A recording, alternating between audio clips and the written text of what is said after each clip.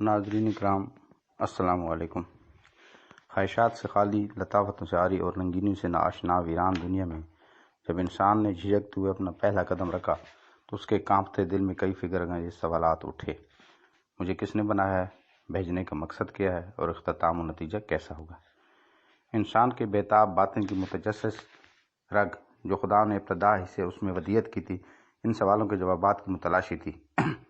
لہذا اپنی روحانی تسکین اور دنیاوی تقاضوں کی تکمیل کے لیے انسان نے تگ و دو کا آغاز کر دیا۔ پھر یہیں سے زندگی کی ابتدا ہوئی۔ الہامی علم اور گرد و نواح پر تدبر کے ذریعے انسان نے بے شعوری سے باشعوری کی طرف سفر کیا۔ اس انتھک سفر کے دوران انسان نے بہت کچھ سیکھا، بہت کچھ سمجھا، نئی راہیں دریافت کی، نئی جہتوں سے روشناس ہوا، نئی سمتوں سے آشنائی حاصل ہوئی، ایجادات سے آگاہی ملی اور بے پناہ علوم و فنون سے واقفیت حاصل ہوئی۔ وہ انسان جو کبھی باندھ باندھ کی بولیاں بولتا تھا، اب اس نے مختلف زبانوں کی گرامر تشکیل دے دی۔ اس طویل سفر کے دوران انسان نے مشاہدہ کیا کہ کائنات کی ہر چیز کسی نہ کسی شے کی آرزومند ہے، اور اس طرح رفتہ رفتہ انسان نے بھی خواہش کرنا سیکھ لیا۔ خواہش اس کے خصائص و عادات کا حصہ بن گئی۔ روزمرہ کے معاملات میں سہولت اور اضافے کی تمنا اس کا وتیرہ بن گیا۔ اب یہاں پر ایک سوال پیدا ہوتا ہے کہ کیا انسان ابتدائے کائنات سے ہی خواہش پرست تھا؟ اس کا جواب نفی میں ہے۔ اصل میں گردش روزگار اور آہستہ آہستہ ہونے والے وسائل کی ترقی نے انسان کی رگ خواہش کو جلا بخشی ہے۔ عہدوں کی خواہش، اقتدار کی تمنا، صلے کی آرزو، طاقت کی ہوس اور بھوک وغیرہ وغیرہ۔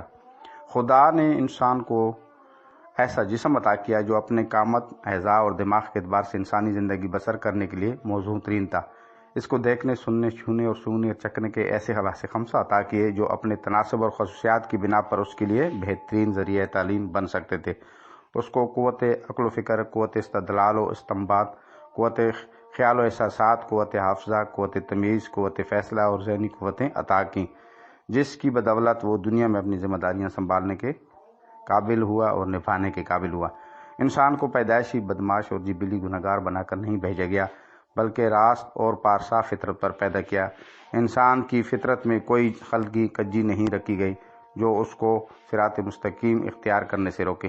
ارشاد باری تعالیٰ ہے، پھر سمجھ لی اس انسان کو ڈھٹائی اور بچ کر نکلنے کی۔